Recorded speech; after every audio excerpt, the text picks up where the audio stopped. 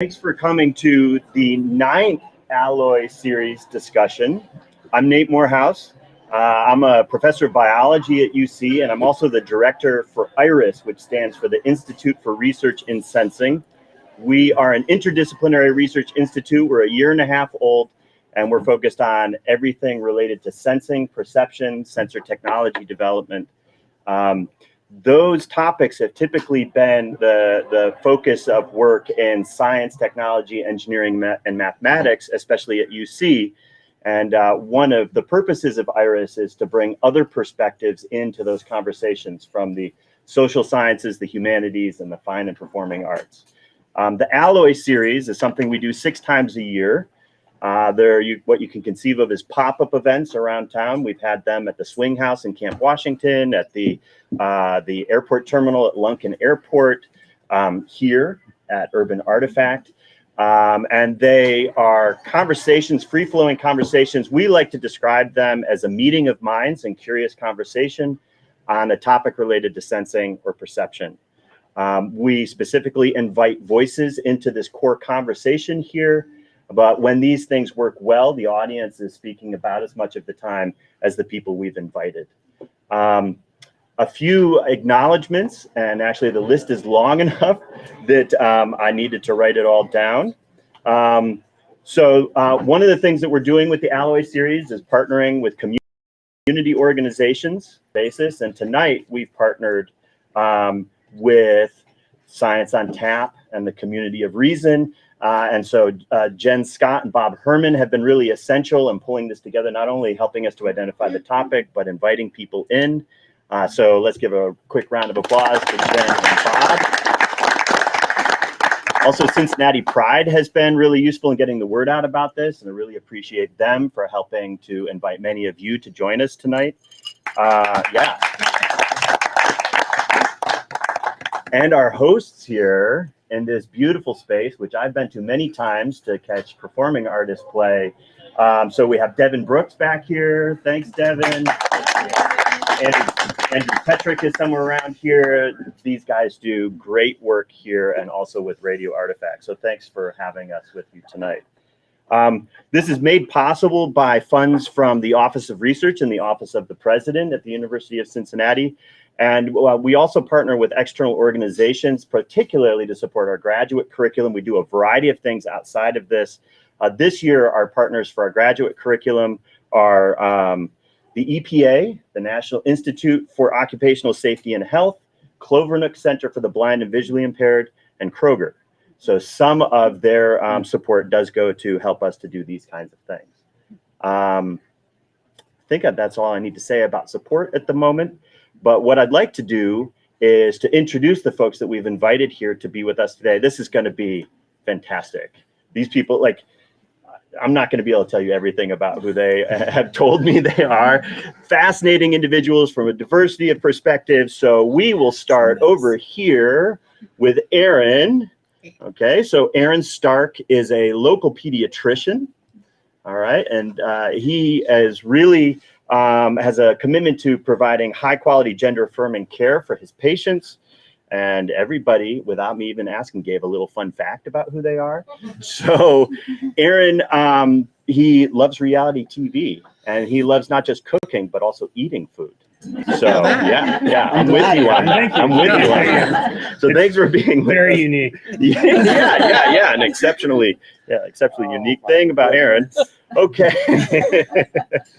Tristan, they are here with us to share their perspectives. They are a professor at UC, specializing in LGBTQ plus studies, currently teaching trans studies this semester. They also have a DEIB consulting firm. It's in over 40 school districts. Incredible reach and impact, I'm sure, from that. And also co-founder of Transform Cincy. All right, so variety of hats and perspectives to bring. Oh, fun fact, menagerie at home. Menagerie. It's great. Well, you said 24 chickens, but I understand that the foxes got 4 of them this winter, so 20 chickens right now. I've been watching my Ring camera and this fox, man. The fox is a new pet, I think. Yeah, they're not. But they're not alone. There's 8 dogs, 4 cats, 2 axolotls. a condor parrot, and a gecko. Okay, and this is just now. I think that's going to like probably change and grow. Chaos. Yeah. Gio Santiago is a transgender advocate, a U.S. Air Force honorably disabled military veteran, and founder of Meta Center, a nonprofit dedicated to educating, motivating, and inspiring transgender youth and young adults in need of resources and support. Fantastic. And fun fact about Gio is that he has over 650 pairs of sneakers, which might take up more room than the chickens. Yeah, they have their own room. Yeah. So if you ever need sneaker, That's great. Those are pristine sneakers. All right, Kieran Robertson. They are a historian focused on queer possibility with the aim of building a shared queer family tree. Their current research focuses on Ned Ross, a genderqueer person who lived in Warren County, Ohio at the turn of the 20th century. And they also wrote a book called Little Ohio, which I have to buy now and read. It's about 100 of the smallest towns in the state. So fascinating perspective on our state. Available on like Amazon and every place that books are sold. So fantastic. All right. Last fun fact though. What's the fun fact? Oh yeah. That was the fun fact. I got here last minute and Jen came up. Make it right now on the spot here. I need the Jeopardy music. I can already tell Gio's a liability here. I don't have as many pets, but I have a dog named Sadie, and she's perfect. And that's a fun fact to me. Yeah, She wears a lot of that is a sweaters. fun fact. That's Sweaters. When She's in very- doubt, she's pull high out fun. a pet. That's right. Yeah, which is exactly what Ty Holiday did. So Ty is a musician and music teacher at Mijas in Hamilton. Tinkers with electrical innovations in music and sometimes cars. And they also have a big redfoot tortoise named Dinosaur Jr. Wow. Which is an excellent name for a nice tortoise little or any pet, really. Dinosaur. So that's who we have with us today. So the way that this is going to work, I'm going to start us off in conversation with a question that I've let everybody know about here, kind of a soft lob, but we really do want you in the audience to raise your hand. If you don't feel comfortable asking a question out loud, we have 3x5 cards that you can write it down on. Audrey back here has them. And so you can raise your hand if you want one of those, and then raise your hand with it. When you're ready, it'll come up to me up here and I'll try to fold that into conversation. And this disturbingly cute piece of technology here, the owl, is live streaming to an online audience that is able to also lob in questions and comments, which Nishay, the IRiS postdoctoral fellow and program manager, will help us to integrate into the conversation. So many ways of participating. The key is participate. All right. And we'll go for about an hour, although it can be kind of hard to contain these conversations, and that's okay, because we can all wander out into the tap room later if we want to keep going. Yeah. So with that, I'm going to sit down and join you all in conversation. So the question that I want to ask, and there's no particular order in which people need to answer this, but the question I want to ask each of you, which will allow you to introduce yourself a little bit more, is how do gender and gender perceptions inform your work? And that can be either personal or professional or both. So your path through the world. And whoever wants to go first can start us off. Who's the extrovert here? Go, Kieran. All right, you know what? I will go first. So gender perception is incredibly important in queer history in lots of different ways. The idea of queer possibility, that I think is a really important part of like a movement inside the history profession right now, is just about broadening our idea of what queerness can look like in the past, so that we can begin to include more people. We also have to understand what the gender perception was of people in the past, because they're kind of living in a different society. And then another thing that kind of queer possibility brings about is trusting the gut feeling that queer people have about people in the past, and trusting that as much as we would primary source evidence, because sometimes you just look at someone and you say, hey, yeah, I know. And so you mentioned when you were introducing me, Ned Ross, who I'm researching right now. And the reason that I came about Ned was I was working as an archivist for quite a while. And before I had come into my own trans identity, I helped process this collection of, like, I cannot overstate how average this family was in the 1800s in Warren County. But for some reason, I was like, this is the greatest thing we've ever acquired. I'm obsessed with it. This person, Ned, like, I just think they're a rock star. And everyone else was like, okay, whatever, move on. And then, a couple years later, I start to come out, I start to understand myself, and I look back in the collection, I was like, yeah, so Ned's like super genderqueer, and I was seeing myself here, and really all we have of Ned is photographs, but every queer person that I've shown them to has said, yeah, that's a queer person, and so I've just been kind of researching their time period, a little bit more about them, and trying to prove that stories are sitting there waiting to be told. Nice. Great. Wow. Maybe I'll go next. Yeah, absolutely. So in the world of music, you would imagine that there's a lot of folks who experience a lot with gender. I happen to be one of them. And it's kind of stressful living in this region of I suppose, the Bible Belt, where a lot of things are pressured onto you to like pass a certain way. And I don't want to have to pass a certain way, but I have to, or else I won't keep my job, essentially. Like, I don't think that my workplace is necessarily like causing any of it, but like just living in a region where you have to pass as a cis hetero person to be able to teach effectively kind of feels limiting. And so a lot of the time my music and what I get to do with electronics, I don't know, that feels freeing to me. And that's really, I guess, gender kind of like influences my passions. My tortoise doesn't judge my gender. But I suppose that might be kind of vague, but that's all I got at the moment. Yeah, but places of constriction and freedom.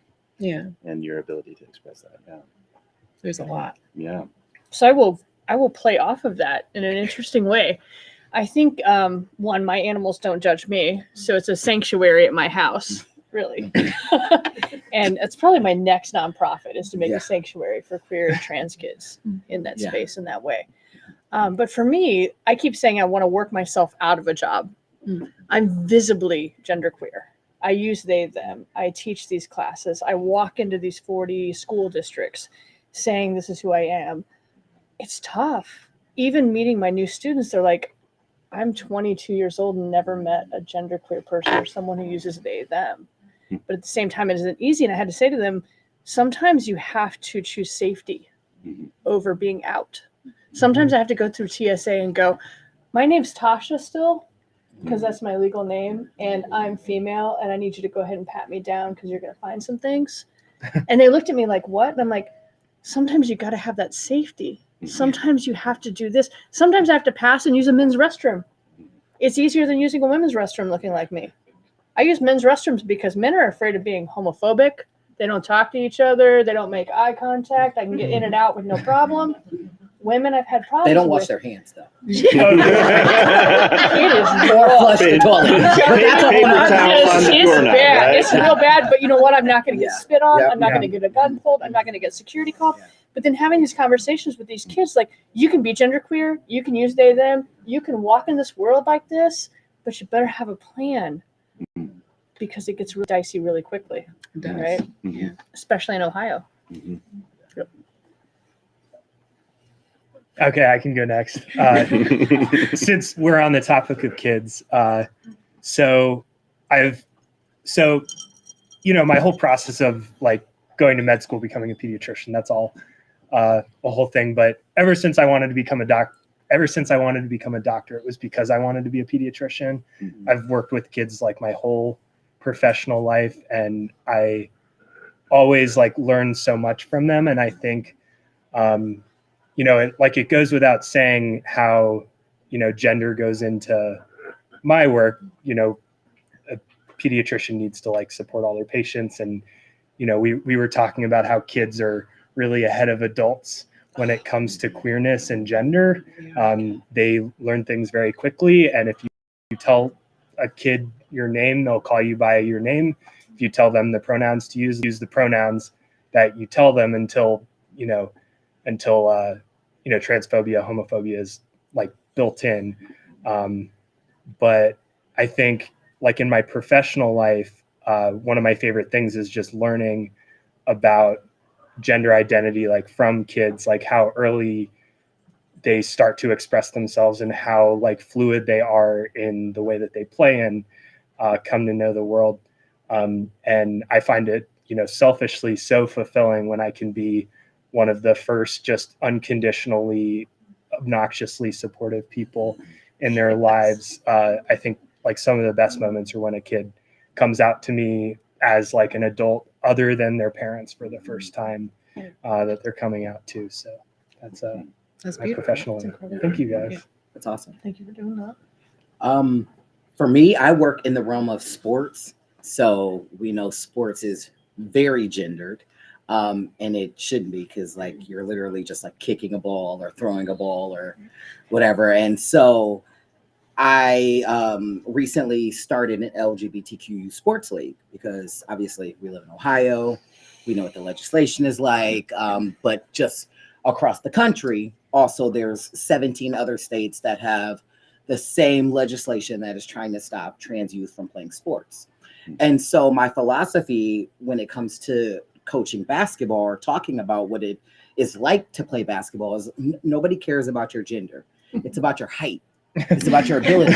If you're 6'5", nobody cares if you're female or male identified. They think you can dunk because you're 6'5", and either you're good or you're not, and so it's very easy to ungender sports, but people don't think about it that way because then they're like, oh, but the physicality of this or the physicality of that, which first off, a lot of that is genetics, but that's science and people don't want to talk about that. And then it's also work ethic and passion. And so you can have the same two individuals that are the same size and one be male identified and one be female identified. And the female identified person is just better. And then there's an excuse why. But in my personal life, gender is hard because I'm an Afro-Latinx man. I'm Black in America. I'm Black in this room. And that is hard. And I always tell people when you live as a Black or brown female, you are virtually invisible in this world until somebody needs you. But if you are a Black male or a brown male, you are the highest target in this country, regardless. No matter what, you can be walking down the street. I could be minding my business, drinking my Starbucks because I'm Black and bougie. And there's still going to be a problem because I'm young and I'm Black and I have dreads. And so gender for me came much more at a cost. Every day being the gender that I am, the gender expression that I am is a cost. Every single time I leave my house, I'm risking my life. Even as someone who's an honorably disabled vet with no criminal history, with a laundry list of degrees, none of that matters in this world because I am initially seen as a Black man. So you layer that in with sports, and we know athletes in the professional realm of sports, especially male-focused sports, are predominantly Black males because it's entertainment for people. It is not the appreciation of, and that's a conversation that nobody wants to have, and we definitely don't have time for that. So we shall move on, and I will leave you there. But this can be a fully intersectional conversation because I think you're talking about an experience of moving through constriction or moving through reactions or perceptions, which is very germane to this question. I mean, you even brought this up about different spaces you have to move through differently because of these external perceptions. I think it's very much part of the conversation. Even holding a 4-year-old child. I mean, seen as a Black man. I am a Black man with a 4-year-old little girl, a single parent to a 4-year-old little girl. And that is still not enough in this world to be seen gently. it's just, it blows my mind. I mean, when I was coming in here, and I was like, I don't know exactly which door to go in. I called Jen and I'm like, hey, Jen, where do I go? And she's like, oh, it's around the corner. I was like, okay, I see this woman going in there, but I'm going to follow her, but not creepily. And Jen's like, what does that mean? And I'm like, well, she like goes into this, like what seems to be like a dark alleyway kind of around this corner. I don't want to go like jetting after her because I'm like this black guy with dreads, but like just a guy like running after this woman who's like going into this door. And I'm like, because I don't know where I'm going, but I'm like, I'm going to like follow because I'm assuming she's going to the same place, but like with caution. So like everything I do in my life has to be with caution. So yeah, I would never change it. Like for not 1 second in this life do I regret transitioning. But there's always a but.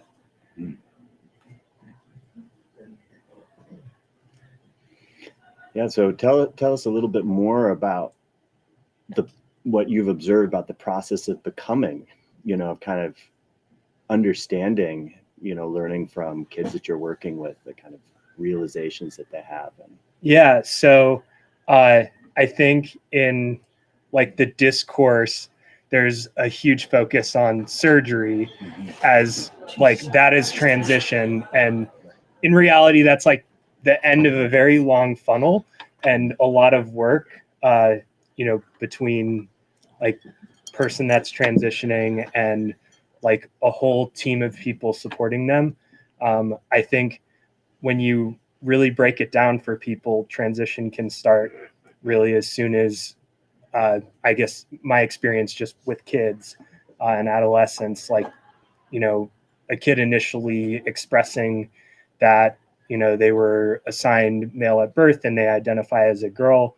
They're 5, 6, 7 years old, even younger, that we see really transition just starts as like, what do you want us to do about that? Like, do you want us to call you she and her? Do you want to wear different clothes? And that's what we call a process of social transition. So even like a regular pediatrician that isn't prescribing any medicine or doing any surgery can help support a kid through a social transition. You can have psychologists meet with the kid and talk, unpack things, because there's nothing wrong with going to a psychologist for any reason. But if you specifically want to talk about gender, there are experts for that. And it's really a process of social transition. And sometimes that's all you've got. And sometimes that's plenty for the kid and they're totally fine. And sometimes they continue to have signs of dysphoria through childhood, and you continue supporting them and doing the social transition. And really nothing medically has to start until you start to show signs of puberty. And so for kids that can be, 8, 9, 10. And once a kid starts to show signs of puberty, then you talk about, puberty blockers, which are completely reversible and safe. We use them for kids that don't have gender dysphoria. We've used them for years. There's plenty of evidence. I could go on a rant about this, but really like transition is a very gradual process with a lot of people supporting a kid through that. And it looks very different than the media would have you believe. You don't even start to talk about hormones until you have, at least outside of adult medicine, which is very different, until like a kid over the course of years and years shows that they need it. And it is like an evidence-based, safe, effective treatment for that. And then my little plug is that gender affirming care has been associated with a 60% decrease in depression for kids with gender dysphoria and like a 73% decrease in suicidality. So if you can imagine like the number one killer for kids with gender dysphoria, you can reduce that by 73%, which for any like traditional disease in medicine, we would consider that like a miraculous treatment. And the majority of gender affirming care is like safe, reversible, not even medical. And, you know, most kids don't end up desiring any kind of surgery. If they do, there's a 1% regret rate, which is significantly lower than 14% for any other elective surgery. And just a fun fact, I researched this. The regret rate for prostate cancer surgery, prostatectomy, is 67%. The regret rate for having children is about 3%. Oh, really? Yeah. Wow. So even 3 times as Those many are just the people people regret admitting having it. children Right. than they do Okay, that having part. transition-related things. Yeah, Like, exactly. this is why I wanted to chime in, because I was like, Oh, thank you. a lot of the Yeah, work yeah, I do chime is in, social chime in. transition, Yes. right? Yeah. Yes. And you're saying 73%. Hell, you drop the suicide rate in half just by using the kid's name. Just that. And then you add the Just that. Especially pronouns. if you're their parent. Just using the name. We have from 2018, there was a piece from the APA that looked at it and said in 4 different areas, using it at the doctor, at school, with your parents, and with your friends. 3 out of those 4 dropped the rate in half just using a name. That has nothing to do with hormones. It has nothing. And let's look at it. You've been using like hormone blockers for the last 70 years in Sweden and Scandinavia. We've had to use that for precocious like puberty. You've had to be able to put people on that so that a 3-year-old doesn't go into puberty. And there's only one research study that shows, that being put on hormone blockers actually affects bone density. Yeah, but not as much as playing video games and drinking Mountain Dew. And it's reversible after 6 months. Yeah. So 6 months being off those hormone blockers, your bone density comes back. It doesn't happen with video games and Mountain Dew, but we don't give a shit that we're letting our kids sit on video games and drink Mountain Dew 12 hours a day, right? Yeah. We're going to talk about the trans kids who need to use this for 6 months so they can decide whether they want a hormone therapy or not. Because that's not what we're talking about. And kids understand between the ages of 2 and 5 gender constancy. Yep. So you have a 5-year-old who understands who they are. They could look at you and go, you're male, you're female, you're this. I feel this way. Yeah. So we see a lot of little kids like this. All they need is to know, we'll use your name, we'll use your pronouns, we're going to be here with you, whatever your journey is. Yeah. And that's gender affirming care. Yeah. Like that is what we It's not that that is scary, what is doctors it? refer to as gender affirming care. You don't even do anything until the 2nd stage of puberty. But no one wants to have the conversation that half of us don't even know that there are 5 stages of puberty and what it looks like when you have to do that. Because none of you were taught this in high school. And I get this constantly. Well, I wasn't taught that there are intersex people. They didn't teach me that in high school. You know what else they didn't teach you in high school? Calculus. They didn't teach you rocket science. That doesn't mean you know everything because you didn't learn it in high school. Right. I would say also that the focus on surgery and hormone therapy as like this big scary thing in the media can put a lot of weight even as an adult on a transition, which should be a really joyful experience of self-discovery. And, you know, I don't regret going on hormones. I don't regret the surgeries that I've had, but there are different parts of me that came out of that I could not have known were going to exist before I went in. And so like some of it is like you just have to take the leap and do the thing to figure out who you are. And so having this pressure to be 100% certain is just ruining like the experience of a lifetime. That's because people care too much what other people have to say. Be like me. Don't give a shit. There we go. If you know me personally, you know I care about nothing and no one except like me and like my people. Like that is the society just as a whole are so concerned with like everybody else all the time and what you're doing and why you're doing that and not even always in malice, just like what do they say, curiosity killed the cat, you know. And so that has made everything in life so much harder. And then you add the component of the internet. Now you can Google everything, and then you add social media, and now everything is in real time. Baby, a mess. And that's because I'm concerned with what they're doing, and I'm concerned with, you got to police me. I mean, We have all this surveillance, normalization, evaluation. I mean, Michelle Foucault would have a heyday with this. I mean, because we all got to watch each other. Well, and I think are you stepping out? Right. even before the internet, like I've been reading a lot about what they called female husbands in the 1700s and 1800s. Essentially, what is that? It really is. I just finished the book. The book is amazing. Great book. Jen Mannion is the author. Check it out. I'm about to tell you a little bit about it, actually. So female husband was a term that was used in newspapers beginning in the UK and then eventually in the US to describe basically transmasculine people who legally married women. And there's, you don't know everybody's specific reason. Some people, like, they just married a woman because then that made them more of a man in that society. But the thing that I was thinking of is that generally when these people were outed or outed themselves, there would be, these like illustrious like biographies of them with a lot of made up shit, basically. But one scene that all of them included was somebody suspecting the person of being trans. And these scenes were very clearly made up, very clearly fake, but they made, like, society could not read these stories without having that person fill in for them of like, oh, well, I could never be tricked. I would always know. And it feels very similar to the fear that makes people want to police trans bodies. Like, you just don't need to know if I'm just walking down the street. Like, Right. Yeah. Or intersex bodies. mhm. Like, let's talk about the history of intersex bodies and the medicalization of that, and having to know, wait, you have both parts, you have no parts, you have like this. Mhm. That was going on at the same time. We can't separate the two of those histories either. And trans people needing to claim they were intersex whether they were or not to get the care that they Yes. needed, therefore having to set the intersex movement back as well. Fascinating. It just blows my mind how obsessed people are with other people's genitals.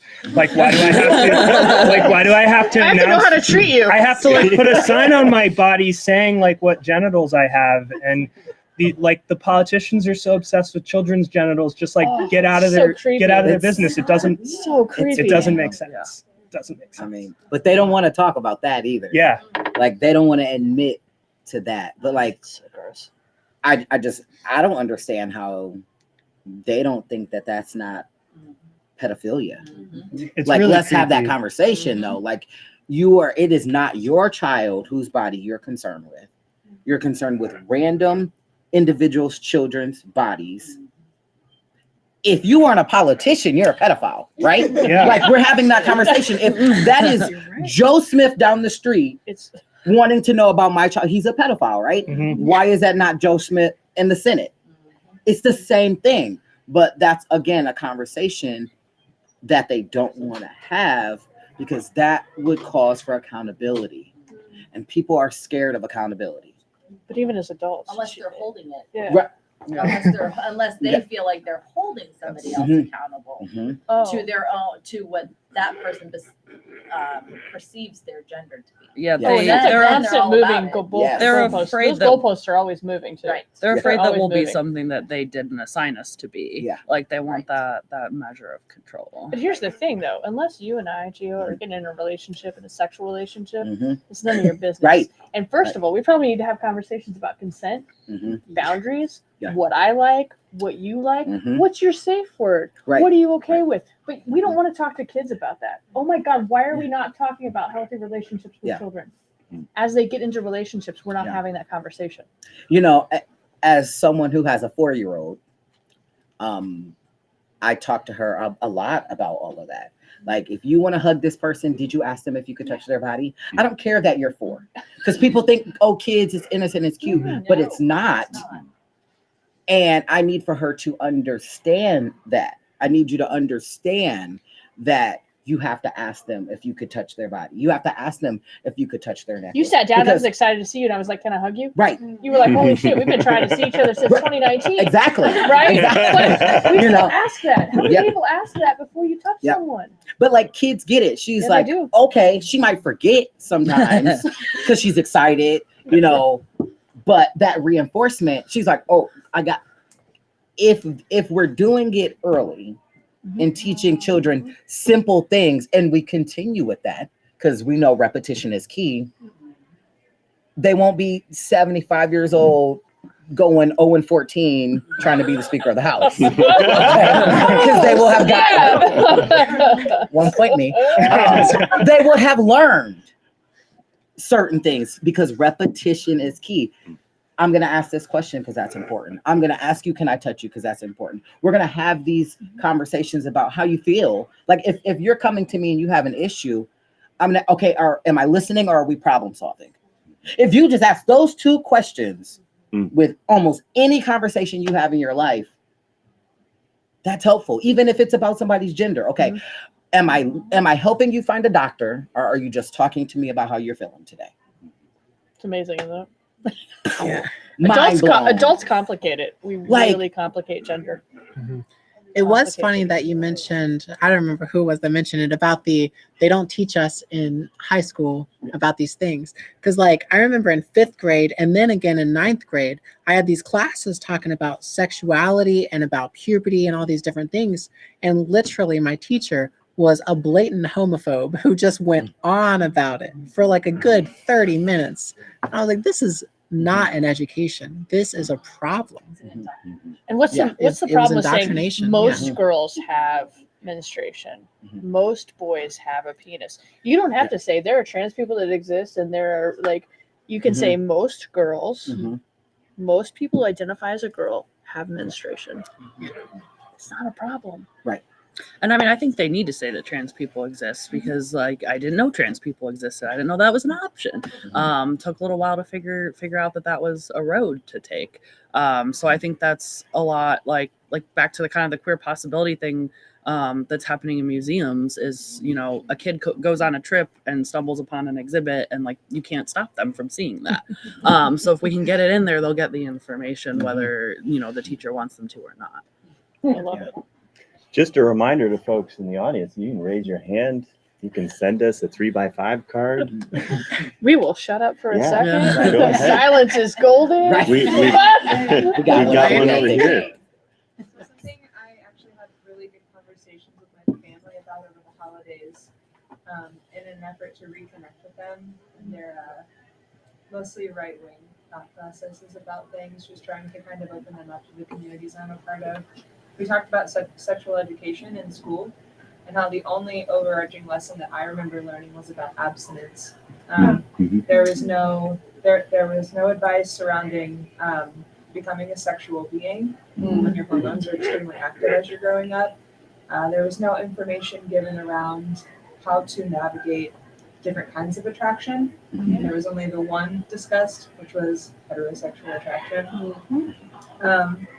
And I also found it really interesting, thinking in retrospect, the humor of young people, specifically, I think boys who were trying to be as aggressively male as possible to probably please parents or whatever their systems of thought, operated in a way where their humor was extremely aggressively sexual towards women, or people learning who they are and how they identify.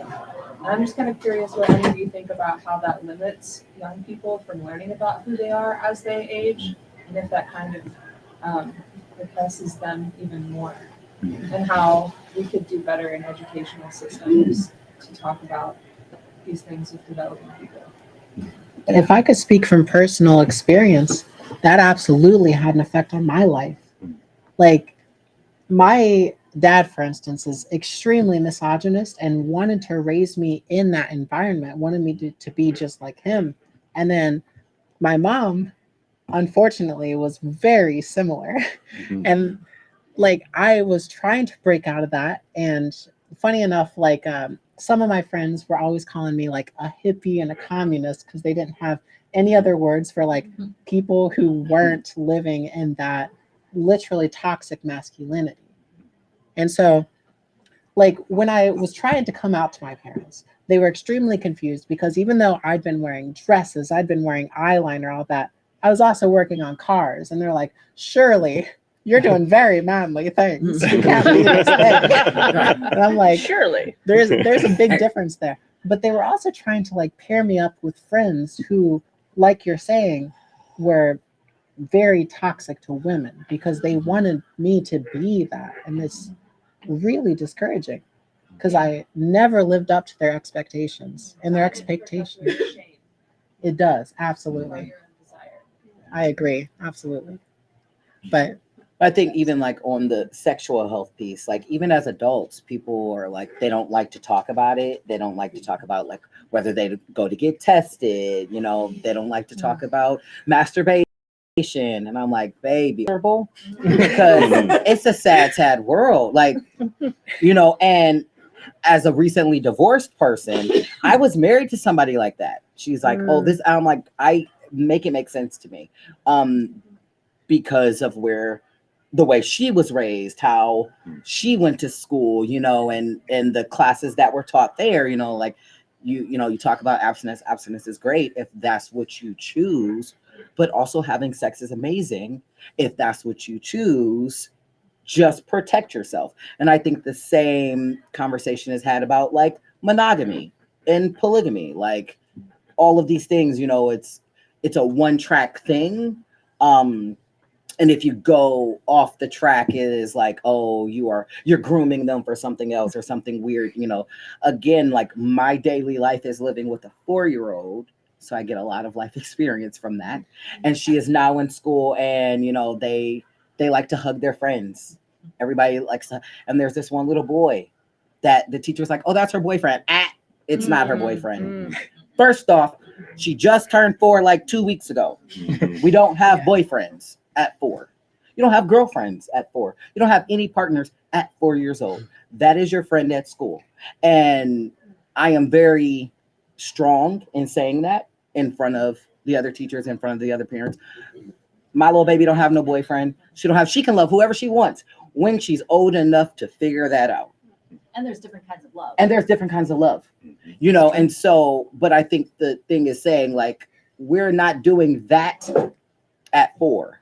And she can love whoever she wants, because I'm going to say that loudly, but we're not doing that at 4. And I think that is where a lot of it starts, because in society, it's 2 and 3 and 4. Oh, that's so-and-so's boyfriend or girl. They're going to be so cute because they're going to be lifelong friends because they're 3 and they kissed. They're 3. 3-year-olds kiss everybody.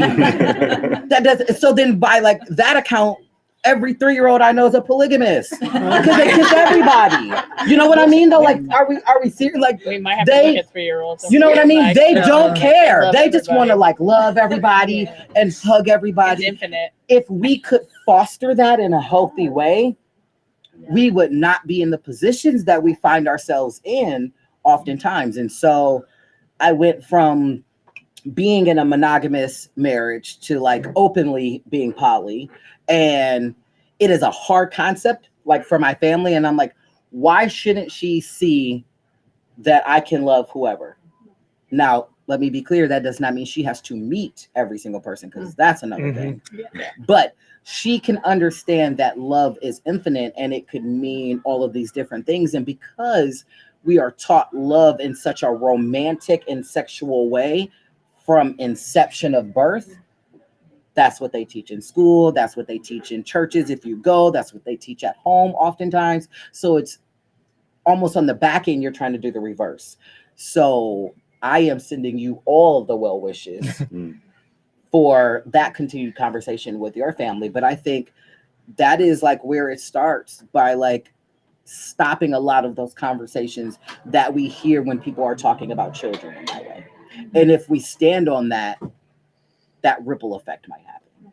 And there's this clear history. Oh yeah, just this clear history of repression and people not really being able to embrace their fullest self until much later in life, that we were talking about much earlier. I totally could not hear you, and I was trying to text my partner to reiterate the questions.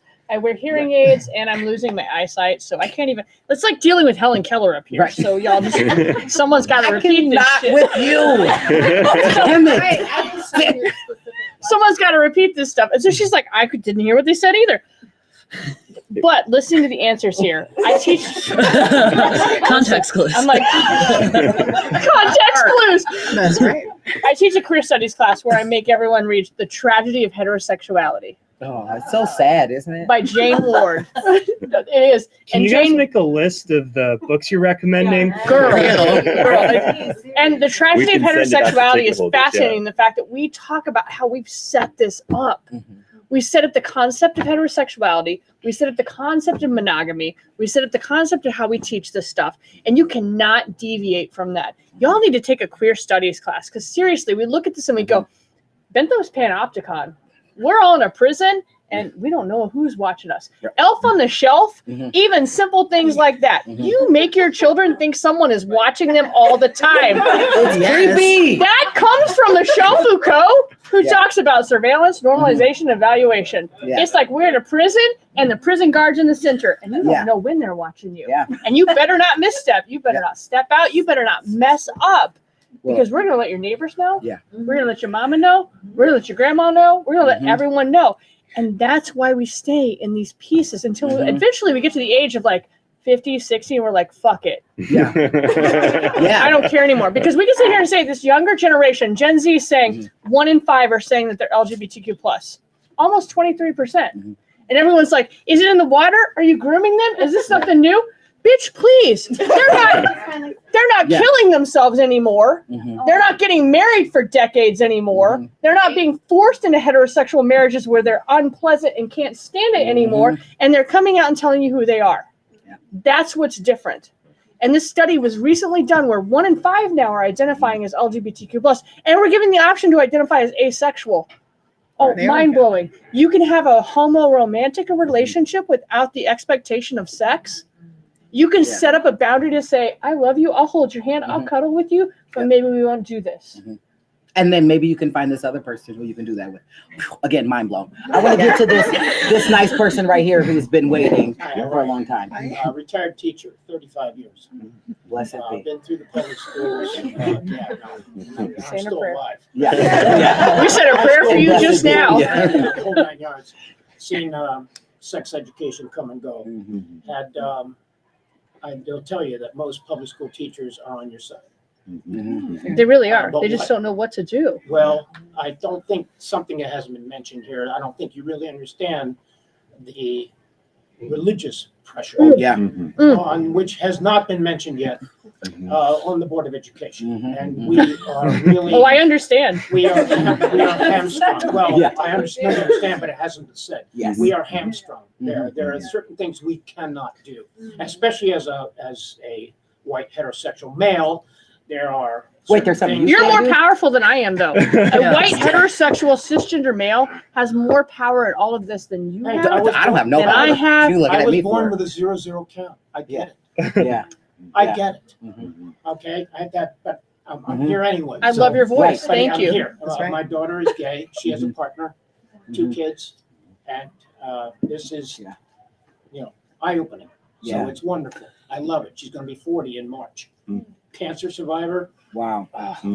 Yes. Yeah. Anyway, the religious angle is very important because while you're talking about all the things that why do we do this or what, well, that's 90% of the answer right there. And it is, you are stuck with it. You are stuck with that kind of thing, especially in the public schools.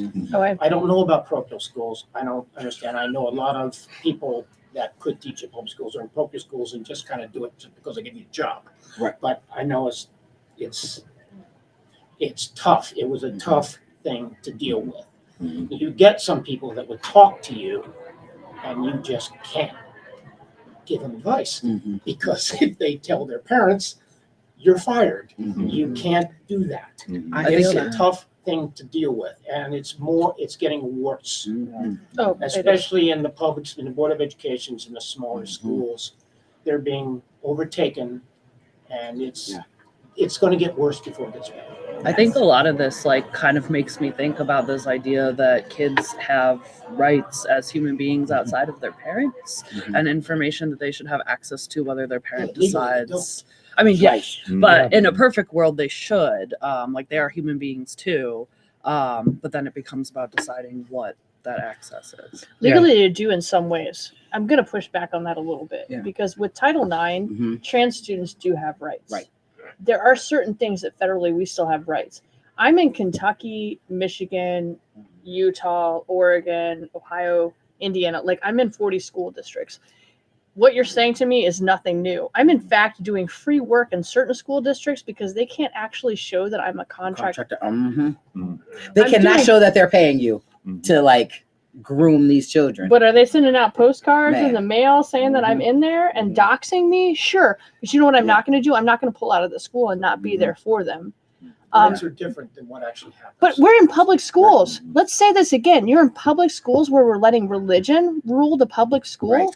Right. I'm not letting Separation of church and Well, right, state. we're not You're saying not. that. No. But what the issue you're bringing up, the issue that you're bringing up, right? Yeah.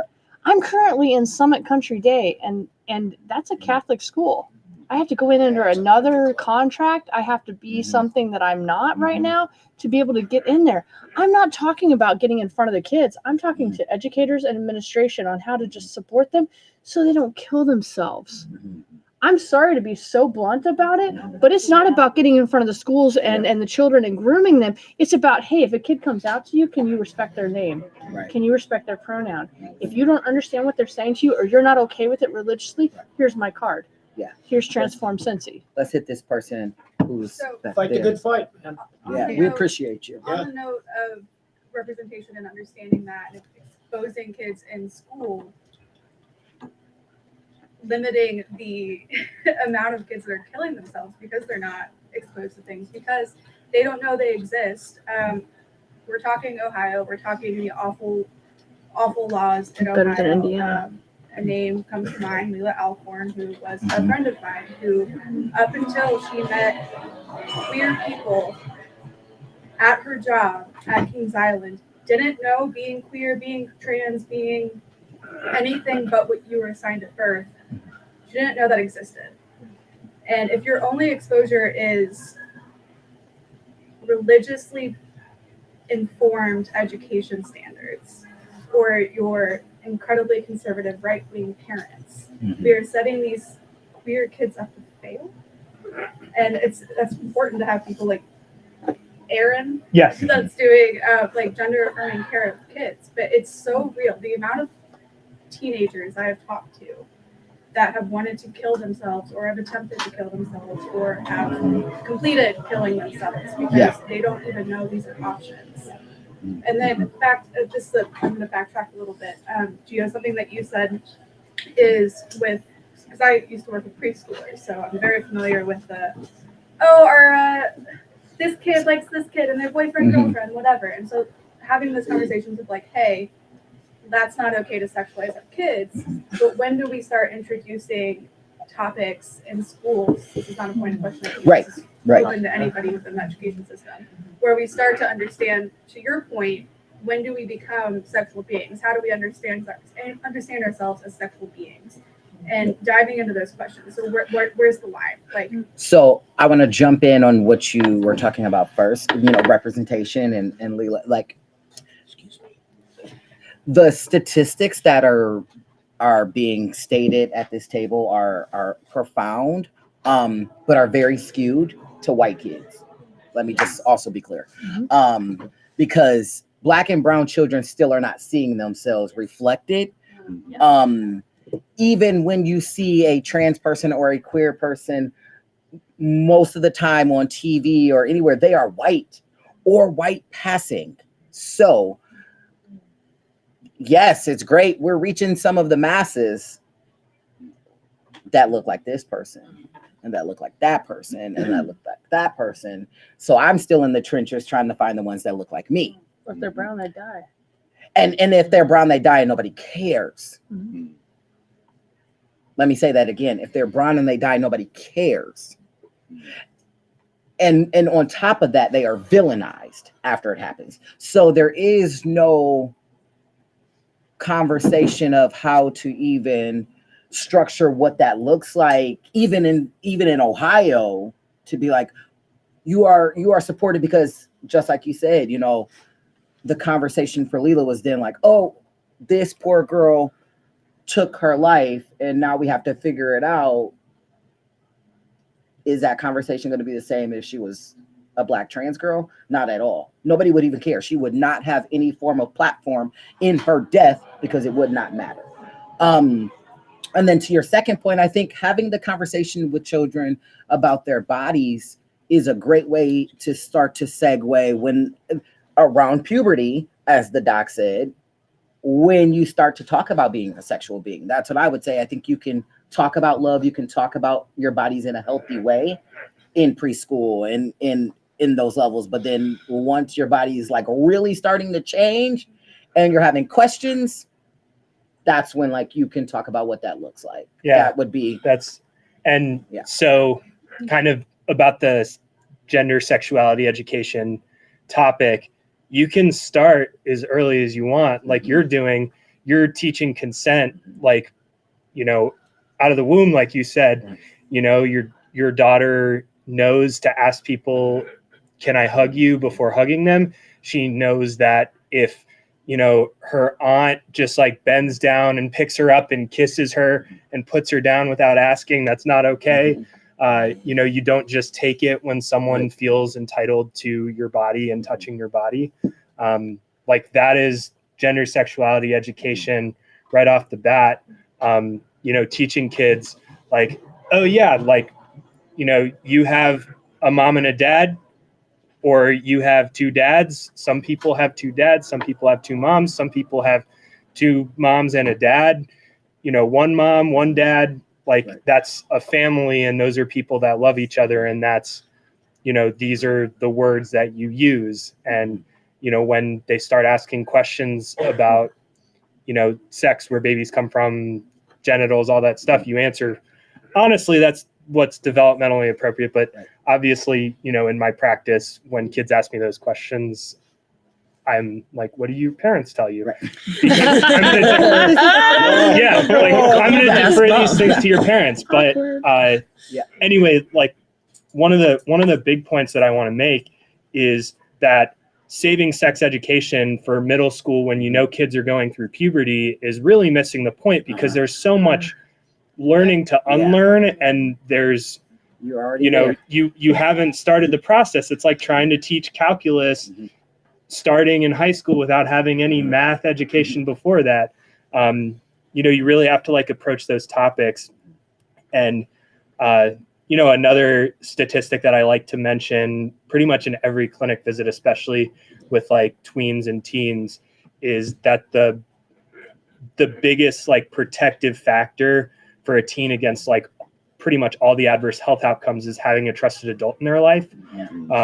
And so whether that's a parent or an aunt or an uncle or like a boss, like whatever it is, that's the protective factor. And, you know, me as a doctor, like I'm not going to get fired for, you know, telling a kid to use condoms or whatever, you know, they're not allowed to learn at school, because I'm doing my job. So I'm not going to get fired. So I feel comfortable being a little bit aggressive in being a trusted adult in kids' lives. But like whatever your role is, if you have kids in your life, you can be supportive and like affirming to them, and really like those little things add up over time. That's to put a hopeful spin on it, because that's what gets me through the day. But I definitely find myself feeling the bleakness sometimes. I'm gonna agree with you. I'm not gonna get fired. Oh for yeah, it. exactly. I'm not gonna get fired for it. Either. Fire me. I own the nonprofit. Right, Like I started it. Like well, you know, so I'm my own boss. Like fire me. Before you go, to correct a statement you said. For me, my child is my niece, so I am her uncle dad. That is she calls me uncle, but theoretically, I am her dad raising her.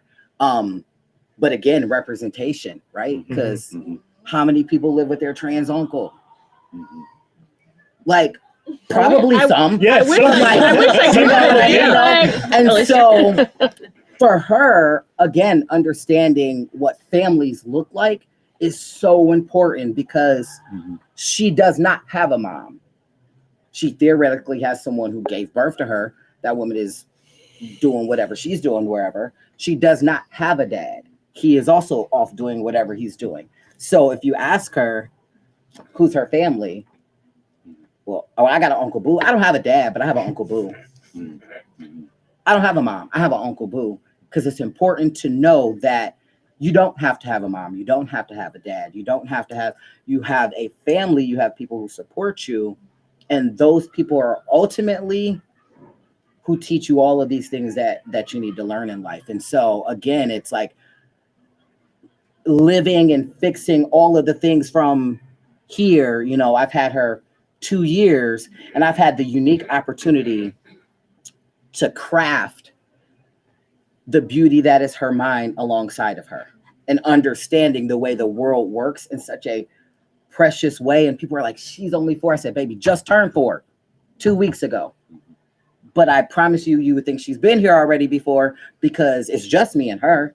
So we have to have these conversations, and I have to let her know all of the things that I didn't learn in the world, that Tristan didn't learn, you know, that Karen didn't learn about gender, about love, about our bodies, because Black people aren't taught these things in the same way. The access is not given there. And I come from a very middle class family.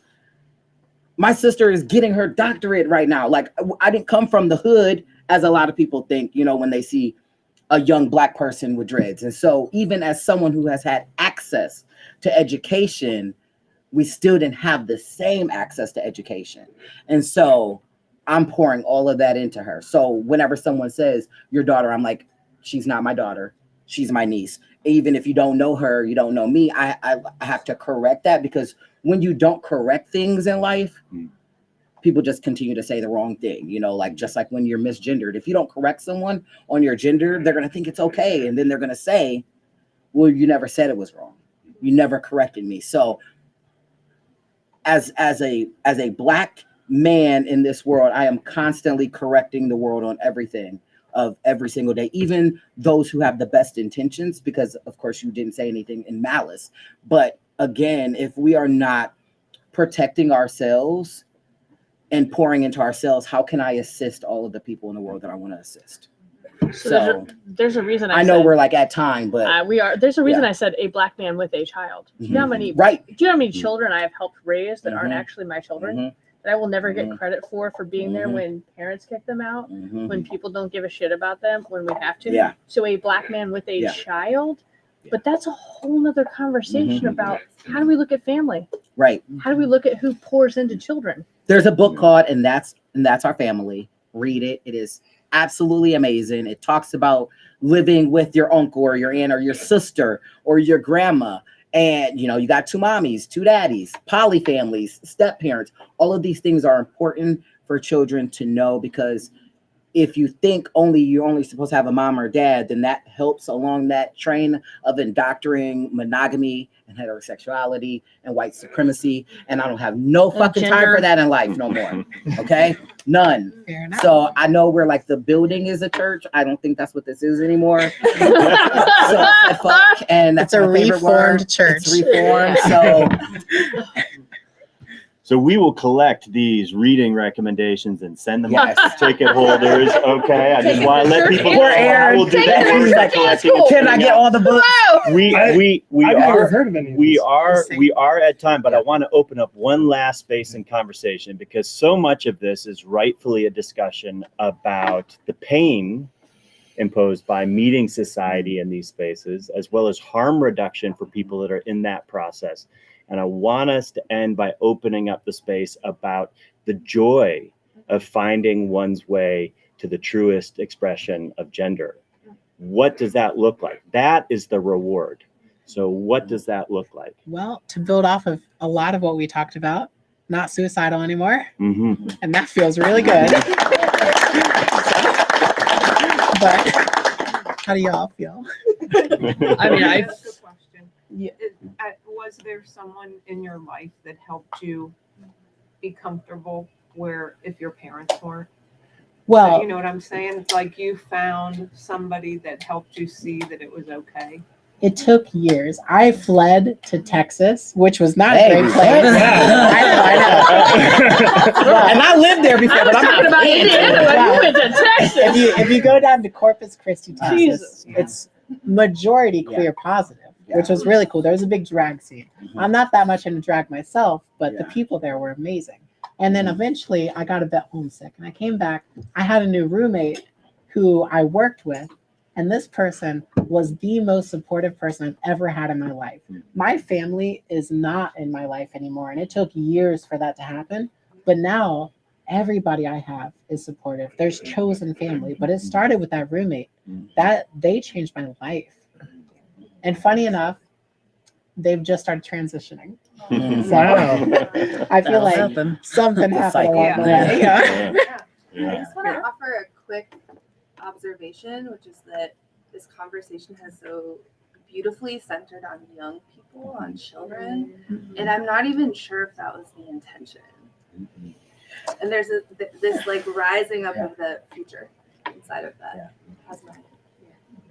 Yeah, because my question was, I'm also in healthcare, and so my question was, other than using like pronouns and your chosen name and things like that, is there anything that you wish like healthcare professionals knew or acted for like adult care? You know what I mean? Because I think a lot of people are being more vocal about, you know, where they are in their space, and kiddos are so great about it, but sometimes, you know, making adults feel comfortable. Like, is there anything that you wish that healthcare professionals knew or would behave in a certain way? I'd love to go to a gynecologist that's not in a women's clinic and get stared at the entire time I'm there, because I have to go, and it's a great way to out yourself to everyone in the room.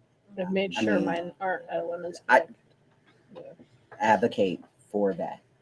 These hospitals have enough money that they could build another wing. And that's coming for someone who advocated for that as a veteran. I assisted the Wade Park VA in Cleveland in opening the very first transgender specific clinic in the entire VA system. I didn't need it. I didn't give a shit anymore. My doctor is amazing. But guess what? Same, like it is uncomfortable for the women in the room for me to be sitting in the women's clinic, visibly not looking female. So that's a win-win for some of these clinics. Hey, you want everyone to feel safe. You have all of this damn sex. You're always knocking down the wall to put something else there. Put just, you know, because there's dedicated health professionals there. But I think asking conversations, like questions, like when you're talking about sexual health, like, hey, do you have more than one partner? What does sex look like for you? Even if you just say, what does sex look like for you?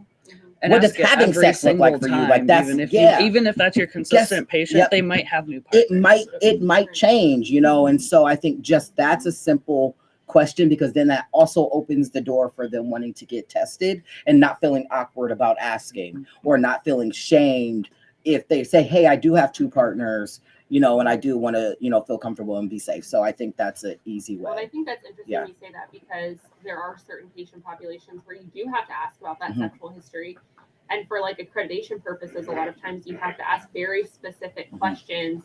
And so really being cognizant of like, are these questions positive questions, or are they kind of questions that would make someone feel not comfortable saying that? Right. You know what I mean? But Because, yeah, go ahead. also asking behavior over identity. So like, here's the thing. Your social identity can be different than your personal identity, can be different from your behavior. Not to pick on you, Aaron, but Aaron could be a cisgender straight male right now. And you go in and say, are you having sex? Okay, you're having sex with women. You chart that off. Assumption. Yeah. It's an assumption. Your behavior could be having sex with men. It could be having sex with so-and-so. You're making an assumption right now based on an identity. Behavior's different. And Aaron could all day long say he's heterosexual, he's with his wife, but he's also having sex with men, and you're not asking about the behavior. You're not looking at that. Like, behavior over identity every time. Well, And that's what's important, because if you're a cis hetero man having sex with trans women with penises, that's very different. Right. Yeah. And I think that's a good question to raise too, which is a whole other issue, but just like for accreditation purposes, you know what I mean? Like there's like very specific stuff that you typically have to ask. And is that behavioral stuff included, or is it more just like those assumptive questions? I think that's a great point. And I think the more you chart that, then the more they'll see like, okay, someone's charting this. Maybe this is something we need to reevaluate. Right. But also not like tripping over yourself to ask questions that you wouldn't ask someone else. Yeah. Like I had a doctor when I went for a pulmonology test, like tell me multiple times that my chart was going to show I was female. And I was like, I know, you don't need to tell me that. And now you've made me uncomfortable because you've put my identity in a room where it doesn't need to be. They're just my lungs. It's not my genitals. Like, let's move on. Trans joy for you. That was. Oh, yeah. Question. Oh, trans joy. Or essentially, I just. Yeah, I mean, Or I just joy feel in bad finding your way for to who you cis feel people you that are. that it's a journey they don't get to go on. I think like I've had a lot of conversations with my parents because they're conservative religious people about like just feeling that it's like a holy journey. It's a very spiritual, I don't know, higher thing to get to experience. Anybody else want to share into this? I think just like authenticity is like just so pure.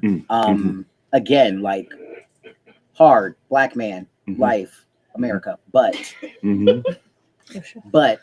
owning I it, get to own that, you know, and I still get to craft that as much as I possibly can, and you know, to be paid to be me is chef's kiss, amazing, and to be paid well to be me, Wow, that's even better because I've been paid pennies to be me.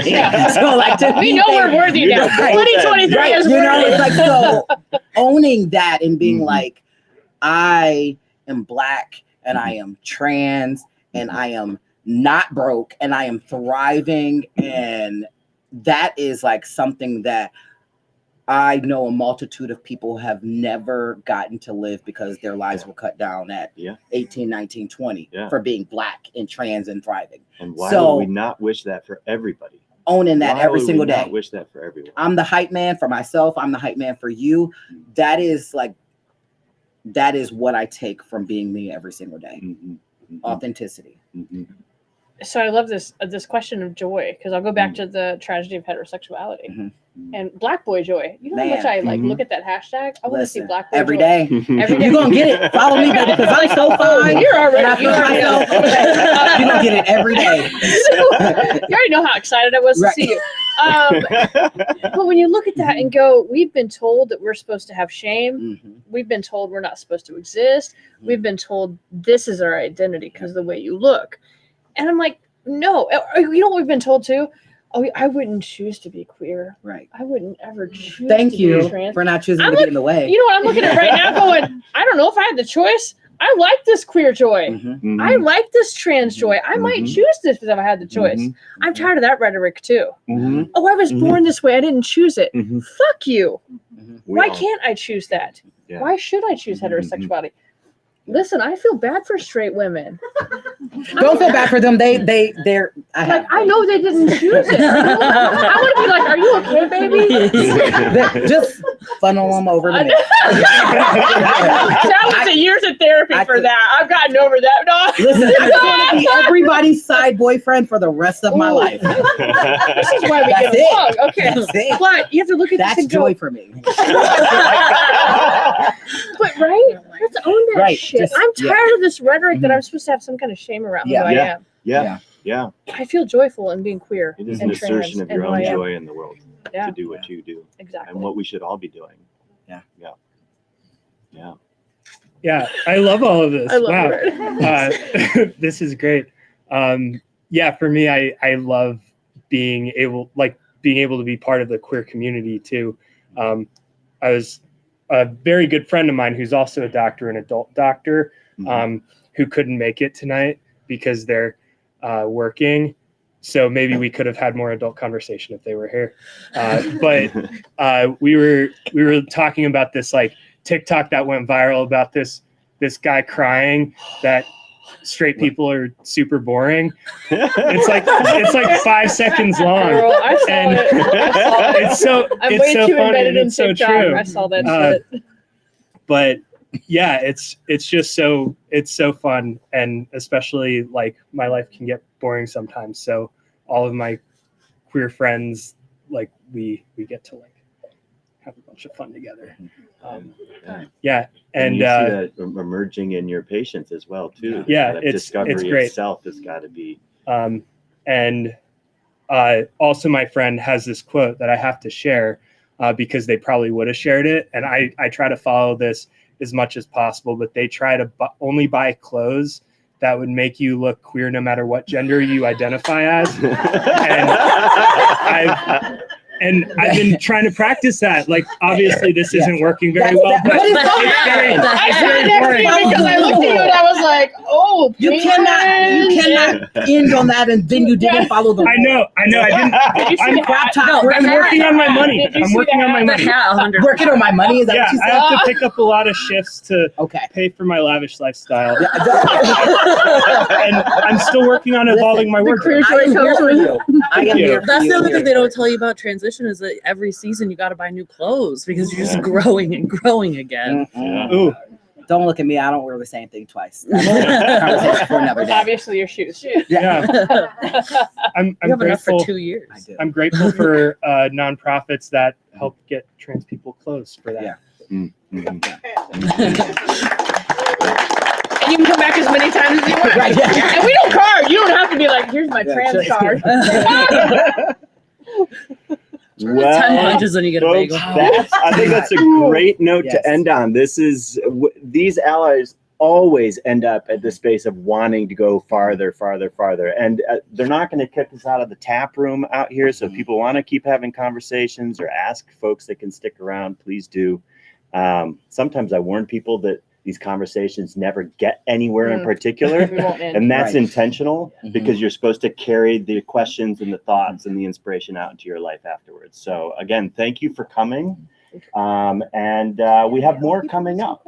So we've got one at the Mercantile in February on Sensing Time, and another one at Clovernook in March that will be about sightless worlds. And so if you need to get on our mailing list to stay in touch, Audrey can help you with that. Nishay can help you with that. But let's give one last round of applause to the folks here.